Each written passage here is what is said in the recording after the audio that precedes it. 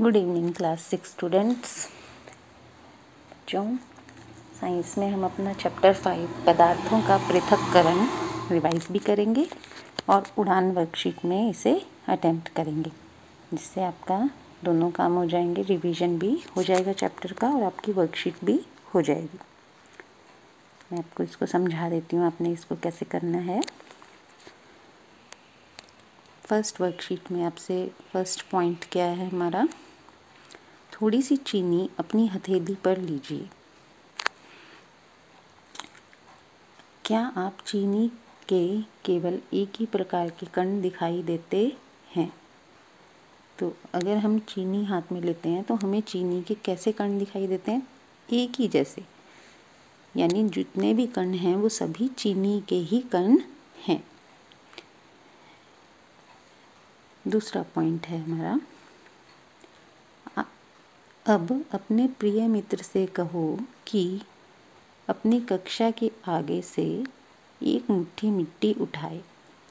आप उसे ध्यान से देखें। क्या मिट्टी में एक ही प्रकार के कण आदि दिखाई पड़ते हैं या कई प्रकार? तो जब आप मिट्टी उठाएंगे तो आपको मिट्टी में कई तरह के कण दिखाई देंगे, कुछ छोटे, कुछ बड़े, कुछ छोटे छोटे कंकड़ पत्थर भी हो सकते हैं। तो कई चीज़ें हमें दिखाई देंगी। आपने सीखा, अब इसमें से हमने इन 2 पॉइंट्स में से क्या सीखा? चीनी एक पदार्थ है, चीनी जो है एक पदार्थ है, जबकि बालू मिट्टी एक मिश्रण है, यानी कई चीज़ों से मिलकर बनी है।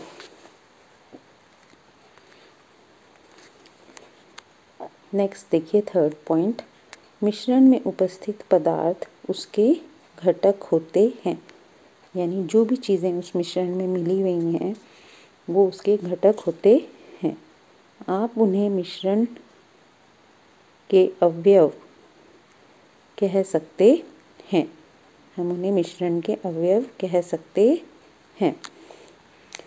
अब ये एक टेबल दी हुई है जो आपने कंप्लीट करनी है। कुछ मैं आपको हिंट्स दे दूंगी और आप इसको कंप्लीट करेंगे। जैसे पहला पॉइंट आपको इसमें दिया ही हुआ है, मिश्रण का नाम वायु, और इसमें क्या क्या होता है? ऑक्सीजन होती है, नाइट्रोजन, कार्बन डाइऑक्साइड का मिश्रण। तो इस प्रकार और भी बहुत सारे आप एग्जाम्पल्स लिख सकते हैं अपने डेली लाइफ में से, जैसे रक्त जो है एक मिश्रण है, हमारे शरीर में रक्त होता है, इसमें RBC, WBC, प्लाज्मा, पट्टिकाणु, ये सब इसके घटक हैं। कुछ मात्रा में जल, तो ये सभी इसके मिश्रण हैं।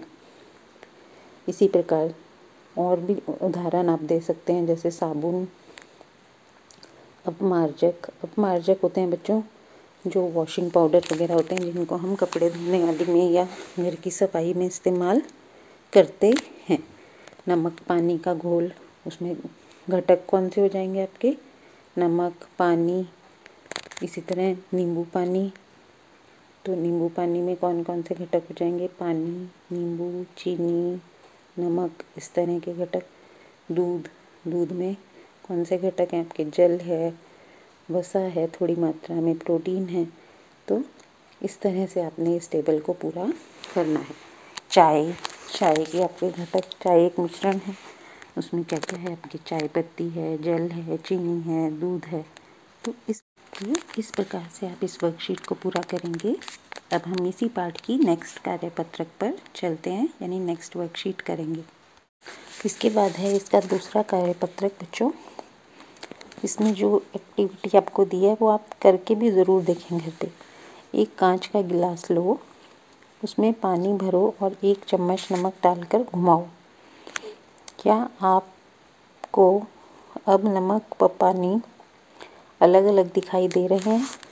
नहीं, नमक जो है पानी में पूरी तरह से घुल जाएगा। इसलिए हम क्या लिखेंगे इसमें कि हमें नमक और पानी अलग अलग दिखाई नहीं दे रहे। दूसरी एक्टिविटी जो है वो क्या है?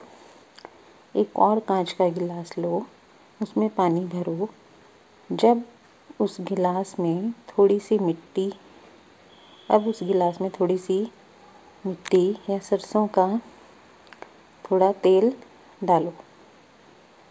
अब आपको सरसों का तेल, मिट्टी व पानी अलग अलग दिखाई दे रहे हैं, तो हाँ, इसमें हमें अलग दिखाई देंगे, क्योंकि मिट्टी जो है वो नीचे बैठ जाएगी और तेल ऊपर तैरेगा।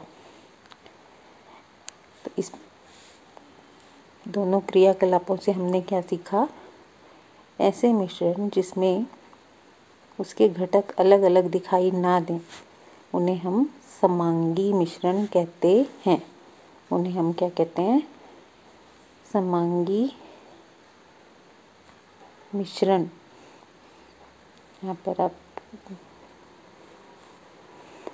समांगी मिश्रण कहते हैं। और ऐसे घटक जो दिखाई दें हमें अलग अलग, उन्हें हम विषमांगी मिश्रण कहते हैं। जैसे मिट्टी और जल को जब हमने घोला तो वो हमें अलग अलग दिखाई देते हैं, तो उन्हें हम विषमांगी मिश्रण कहते हैं। तो ये दोनों शब्द जो हैं इम्पॉर्टेंट हैं। तो इसी के साथ आपका ये दूसरा कार्यपत्रक बिल्कुल ही सरल था। इसमें दोनों एक्टिविटीज़ आप करके ज़रूर देखें। आगे बढ़ते हैं हम तीसरे कार्यपत्रक की तरफ। इसके बाद हमारा इसी पाठ का तीसरा कार्यपत्रक है बच्चों। इसमें भी आपको 1-2 एक्टिविटीज़ ही करनी है, जिससे आपको पता चलेगा कि संतृप्त और असंतृप्त विलयन क्या होते हैं।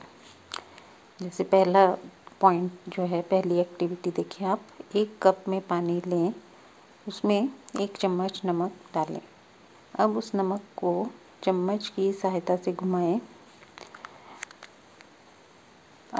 आपने देखा कि नमक पानी में पूरी तरह से घुल जाता है। ठीक बात है ये बिल्कुल। इसके बाद जब आप अपने मित्र को कहें कि वह 1 चम्मच नमक उसी पानी में मिलाए, आप देखेंगे कि नमक पानी में फिर से गायब हो जाएगा, यानी पूरी तरह से घुल जाएगा। अपने एक अन्य मित्र को बुलाएं और उससे कहें कि वह 3 चम्मच नमक उसी पानी में डाले।